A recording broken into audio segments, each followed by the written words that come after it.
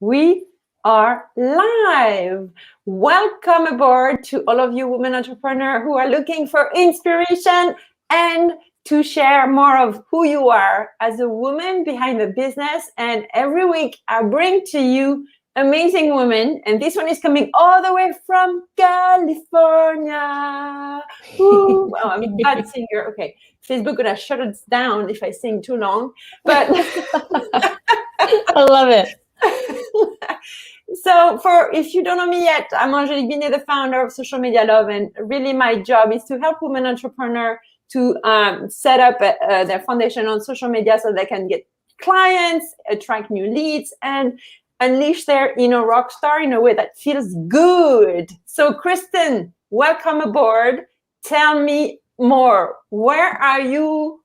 Where are you sitting right now? Can you see the wave coming at you? Almost. I'm at my house in San Diego. I'm about just under a mile from the ocean, so I can, if I crank my neck, I can see it. Oh wow, that's awesome. So Kristen, thank you so much for taking the time to share the real story behind your business. Let's dive in. Before we go to the story, I want you to tell us, who do you serve? Who are your clients, and what type of transformation do you make happen for them?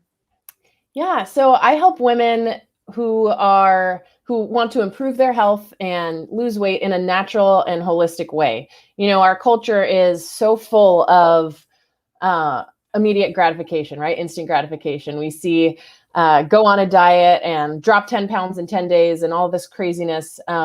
Going to doctors is, get this prescription and just fix your problem that way, instead of, going to the root cause and doing something that lasts long term. So we often find ourselves going on this roller coaster of, healing ourselves or just letting ourselves be, right? And so what I do with my clients, my women, they tend to be like, mid-20s up till however old. There's no age limit, but women who are busy and who are professional and who are strong, but they, for one of two reasons, haven't been able to get their health under control. Whether it's one, they feel that they've tried everything, they're doing all of the right things and it's not working. Whether it's the prediabetes symptoms won't go away, or they can't lose weight, or, their digestive issues aren't clearing up. There's, any kind of issue like that. Or they know pretty well what they should be doing and they struggle getting motivated, staying consistent, doing the right things for a long time. And so I help those women, dig in. We figure out what foods are right for their body. We figure out what exercises work for them, for their bodies, for their schedules. And we do a lot of work with mindset, with emotional and spiritual health, occupational health, stress management, all these other things, because health is not eating a salad and getting your workout in, 3 days. That's not what health is. That's part of it, but it's bringing all of these different components up to a higher level together. Because if you're out of balance and only focusing on one, you're never going to be able to stick to it. You're never going to have that consistency and, the results that you want to see. And so what we do is, my women, they want to get to that next level. They have a vision of what they want their lives to look like, and their health is not allowing them to be there. And so I help them get those things under control so that they can then be more confident, have more energy, have, fewer whatever issues they're dealing with, whether it's, allergic type reactions to food, or digestive issues, or extra weight that they're carrying, or, whatever it is for them. We're able to get past those so they can live the life that they actually want to live.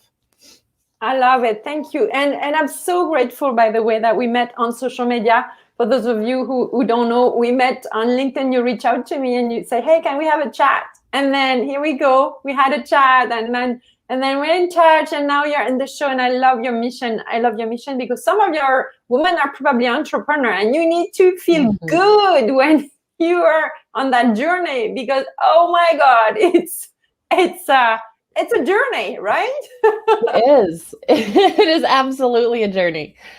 So before, you were not a coach before. Like, I know a little bit of your story and I don't want to ruin anything, but I want to bring you back to your childhood and try to figure out, as a little girl, what was your number one go-to play something that could be kind of a sign when you look back of, oh, it took me all this to understand that I was meant to be a coach for women who want to feel better? What was in your childhood that kind of a signal of this, do you think? Well, I, as a kid, was always extremely active. I remember as a 10-year-old, my mom would just look at me like I was crazy because at dinner time, I would eat more than my dad as a 10-year-old girl because I was just like bouncing off the walls all over the place and just always hungry. And I love food. So that was definitely that combination, just always been in tune with, being mobile and eating a lot of good food. Yeah. So what was your main, you say you were very busy, like what was it? Like, was it into sport? Were you into surf already at that age? Around age 10 was when I started surfing. A little earlier than that, I was a skier. My dad taught me how to ski. I played soccer and ran track and played volleyball. I played did all the sports, had a lot of fun. That says a lot about your mindset. That, through sports, you build so much of your mindset, right? Mm-hmm. Oh, yeah. Yeah. So you were the one like running everywhere. So that was 10 years old. And then just before you started your business, Kristen, what was your most burning desire before you said, okay, I'm going to build a business? So it was actually a bit of an interesting transition, and it wasn't the most direct line.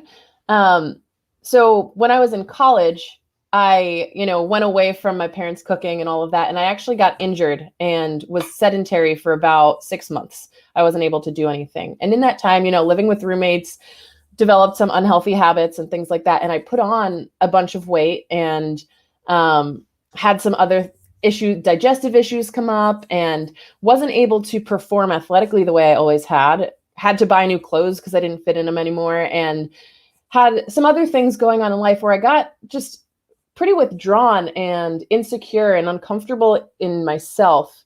And that took me years to learn how to develop a healthy relationship with food again, how to be in tune with my body and love myself, be gracious with myself, but also be disciplined. In addition to learning like what foods do work for me, learning the just straight up physical stuff, like what workouts work, what foods are good, what about all of that actually functions. And so I went from that, very uncomfortable state. And that went across all different aspects of my life. My performance decreased in school. My performance at work was lower because I just didn't see myself as anything exceptional. I was like, yeah, at best I'm average. And so that was how I performed. I wouldn't talk to guys that I found attractive because I thought they'd think I was weird or, just this very uncomfortable way of living. And as I was able to get in touch with my body again, and then also develop that, discipline of I can do this and see the results, my self-confidence grew again because I was like, okay, I can do this. What else am I capable of? And so it developed from there. And so the idea of helping other women get to that point, because so many of us get stuck in our own heads when we try something over and over and over and it fails, right? Where'd you go? I'm here. I just want to give you the full screen. Oh, okay. I was like, I'm alone. But as women, as we go through these failures on repeat, we start to think that something's wrong with us. We start to think that we're not good. And that idea of, I can't do this, I can't do anything else. And we lower our standards and we don't live the lives that we want to live and that we're meant to live. We're not in touch with our highest selves. And so, that was when the idea started of how can I help women figure this out and figure this transition out. And I had a few steps in between where I was a high school teacher for a while and things like that. And I realized like through teaching that I loved the relationship with my students. I loved the connection that I had with them when they would come to me with real questions about their home life or about college, about careers, about all these other things. I was like, this is what I love. And what I'm passionate about is, physical health and emotional, mental health. And so developed from there. I studied, got my master's degree in nutrition, and was able to build the business several years later with that in mind. I love that you went from being a teacher, teaching students, to take that skill you had in you, and now you teach women. Do you teach in groups or is it one-on-one? So it's actually a combination. So most of what I do with my clients is a combo of, there's what I found myself repeating, like I was a broken record, I recorded. So there's some teaching and recording just so, to save time. But then I do a ton of one-on-one, and then I do have a group component, both a Facebook group and a group call a week where we can get together and I'll hang out. Yeah. So now you want to open that business because you're meant for that. So what was the biggest struggle, at the time to make it happen? What was the thing that you had to go through?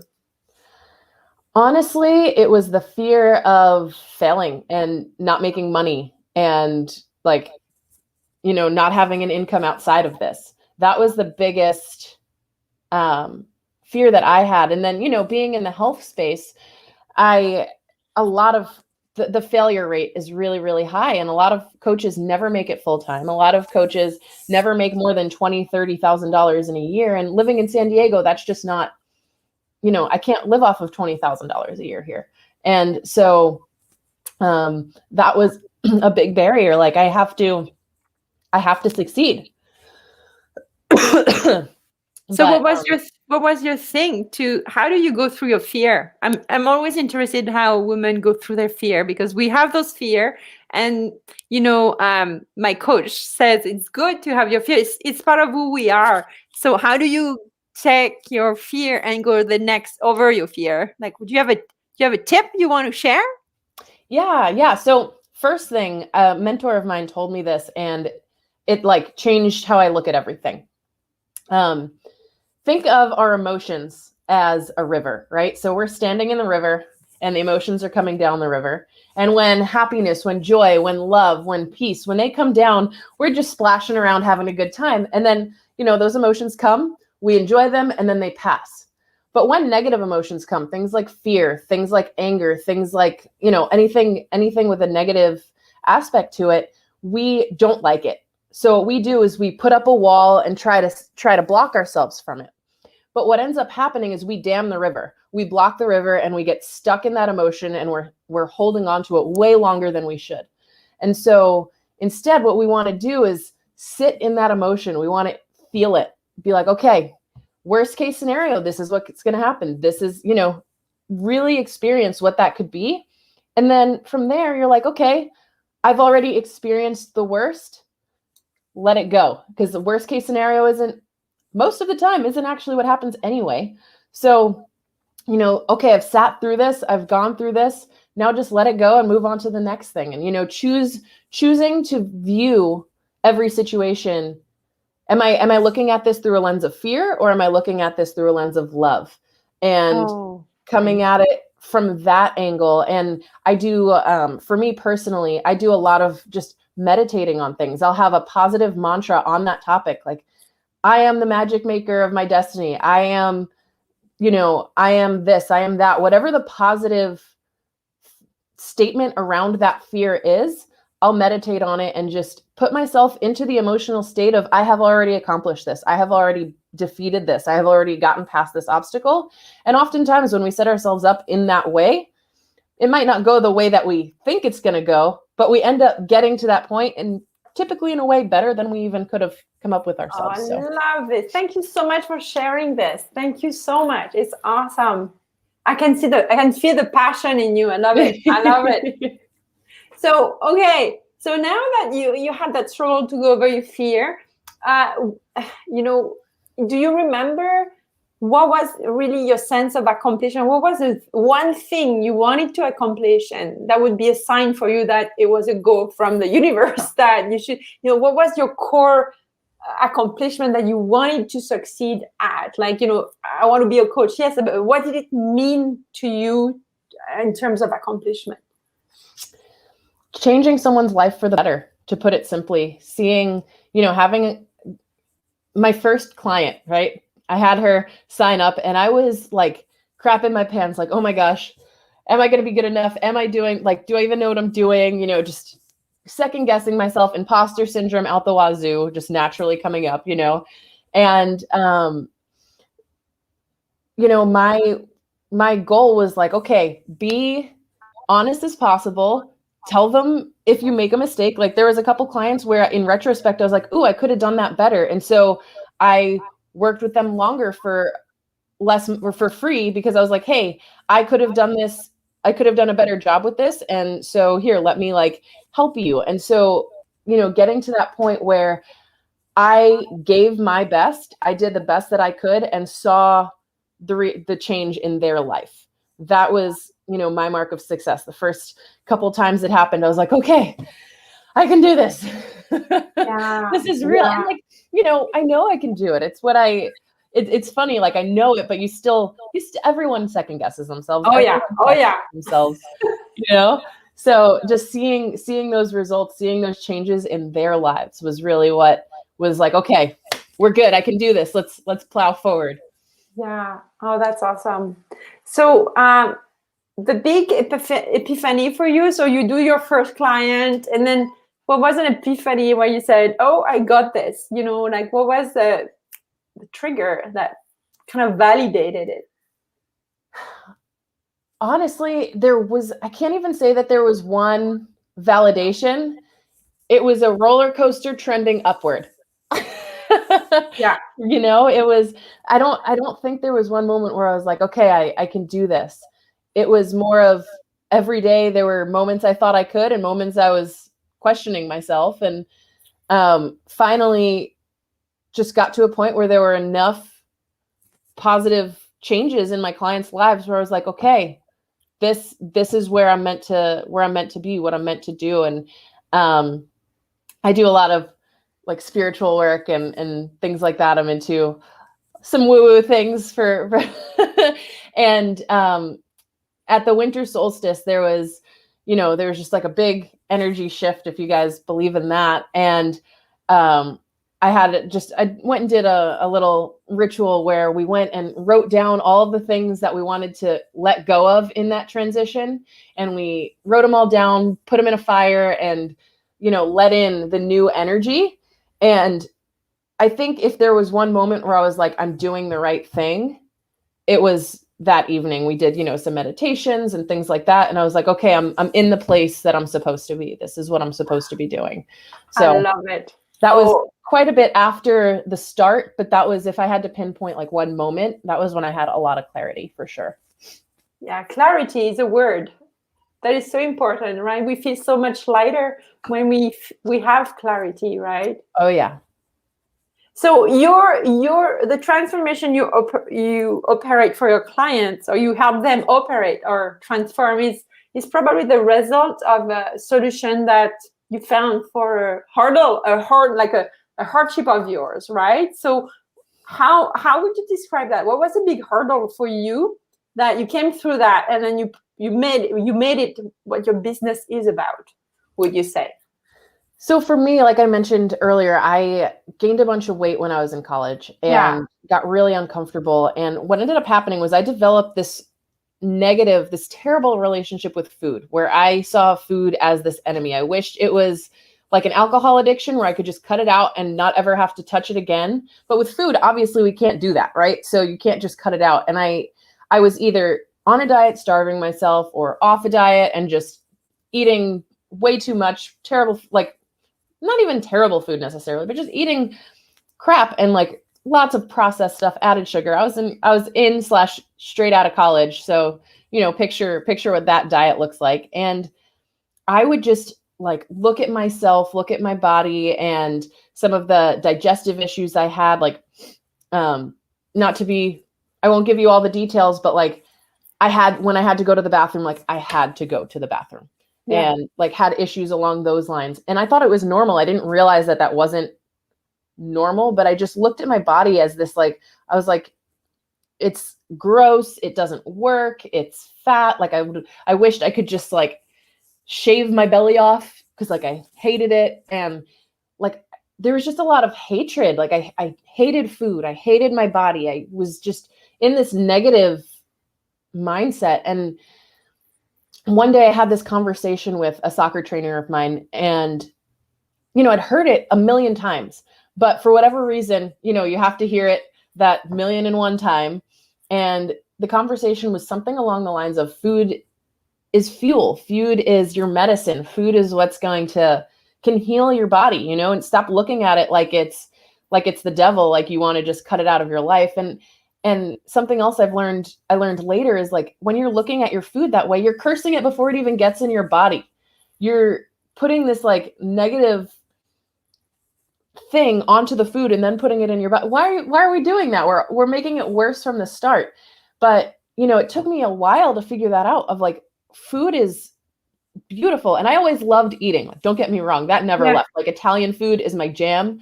I like, and Mexican and Italian are like my two favorites. I could eat tacos and pizza all day, every day. But I looked at it as like, oh, it's just this terrible thing I can't escape.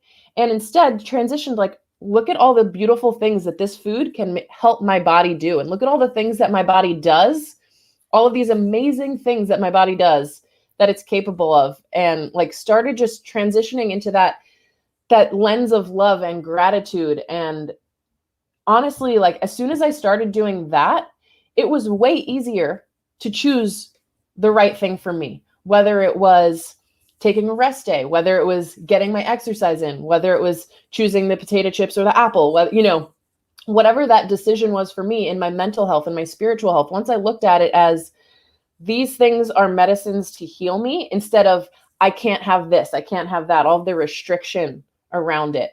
Once I was like, I'm allowed to eat whatever I want, but what is healing me? What is making me more whole?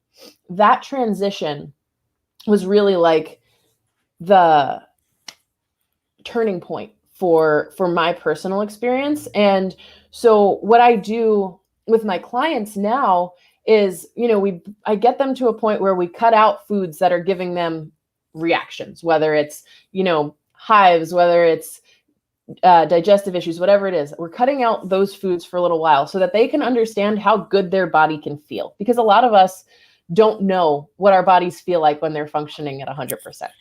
And so we get to that, we dig into mindset stuff and like, what are your fears? What are you telling yourself? What are you taking responsibility for your actions? We dig into all the mindset work and then clean up the diet. And with the intention of, it's not forever being super clean like that, but just to feel good, to know what our bodies are meant to feel like. And then from there, we, work on continuously that emotional health, that spiritual health, that mental health, bringing that all together. And okay, so we know what it feels like to feel good.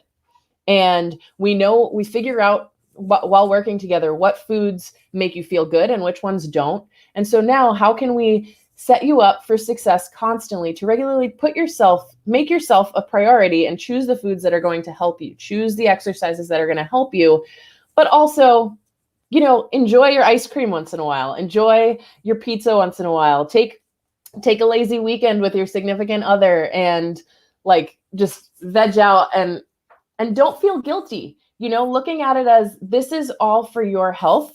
And like, sometimes, I'm not saying all the time, because that is emotional eating and things like that is definitely an issue. But sometimes after a long week, pizza and beer and ice cream is like the most nourishing thing for your soul. But the difference is, you don't do that every day. You do it once in a while, you enjoy it, you don't feel guilty about it. And then your gut's kind of like, ooh, why'd you do that? And you go back to, eating the way that helps your body, that heals your body. And so that's the transition that I help my clients with. And, they have, their goals range incredibly. Like, one of my clients was, when she started working with me, several, like 150 pounds overweight. And her goal was to sit on the floor and play with her 2-year-old comfortably, to be able to have the energy and just have her body be able to do that. Because she, at the stage she was at, she wasn't able to literally just sit on the floor and play with her kid. But then on the other range, one of my clients, actually my very first client, is currently in the process of trying to be the first female Navy SEAL. And so like, her workouts and her way of eating is going to be very different. And her, her motivations, her why, the reason she's doing what she's doing is going to be very different from a client at the other end of the spectrum. But all of them have that same idea of, okay, I want to do this now, and I want to still be doing this in 20, 30, 40 years. Wow. Oh, yeah, that's amazing. Oh, they're lucky to have you, your ladies, as you call them. I like how you call them. So, Clint, I just put my, on the bottom of the screen here, and in Clubhouse, if you want to reach out to Kristen, it's true_you_health on Instagram, and people can DM you. Kristen, before we go, is there any question that I should have asked that I didn't ask? I think one thing, I don't know how you would have asked it in a question, but just something, with anyone out there who's in a position where they're like, okay, my life isn't where I want it to be, or my health isn't where I want it to be. There's these things going on. Being at a point where you're real with yourself, getting out of the victim mindset, for lack of a better word, and being like, okay, am I ready to make these changes? And am I willing to be uncomfortable? Because discomfort is where all the change happens. And I tell this to people that consider working with me or with other health coaches all the time. Like, I am your lighthouse, right? I can't go in there and eat the right foods for you, or do your meditations and mindset work for you, or, get out there and do your workout or your run for you. But what I can do is if you invite me in, you allow me in, I can come in and shine the light on all the places that we need to work on. And so, if you're in a place where you're like, okay, I want these changes to happen, you've got to be ready to do the work and to commit if you want it to last. And it's hard at first. I'm not going to lie and say, oh, this is so easy. It just, snap of the fingers. It takes work. But then once the work is put in, it's something that you can just keep up with, and your routine becomes same as you get up in the morning and brush your teeth, brush your hair, do whatever you're going to do.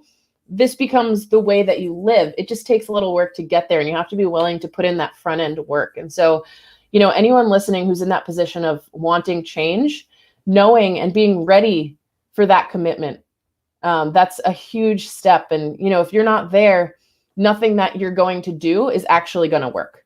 You need to be willing to, and it's not going to work long-term, right? It might work for a little bit, but that's just, the one little thing that I like to throw out there of, being ready. I love the lighthouse, metaphor, because it's exactly what you are as a coach, right? We're there in the foggy world of our clients. We're like, the light is here. Follow me if you want to. Yeah, this is amazing. So if you're watching the video or listening to the podcast on here on Clubhouse, we're going to take some questions as well. And if you have questions, leave them in the comments, because I'm going to tag Kristen, and so that you can reach out to her as well on Facebook or YouTube.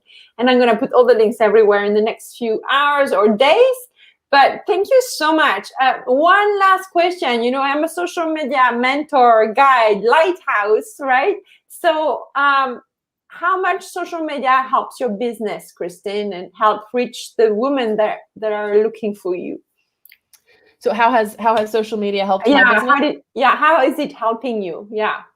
So all I do is virtual work. So I don't meet my clients in person at all, and had it set up that way pre-COVID anyway, which, happened to be lucky. So social media is actually the source of my business. It's the foundation, if you will. And, I don't pay for marketing through it or anything like that. So you won't see me on the sponsored things on Instagram, but how I use social media and what I love about it is that it's an opportunity to make connections with people you otherwise wouldn't interact with. And so how I met you, just reaching out, finding other women who, look like they might be someone I would love to talk to, and just striking up conversations saying, hey, I see you're in, for you, I was like, I see you work in social media. That's really cool. That's something I'm learning constantly. And, I'd love to have a chat. And so using it that way has been awesome. Just meeting so many amazing people, having so many really cool conversations, and then also finding people who happen to need my help, So it's a cool way of Yeah, Really I remember your DM. I was like, yeah, here we go. That's how you do social media. Okay, so I'm going to shut down for now the video side of our discussion. And then here, thank you for watching, and leave us a comment. Tell us how much you like that show. Does it inspire you? Like, what is a part of the show that you like today that makes you say, oh, this is me? Or, let us know more in the comments. Thank you so much.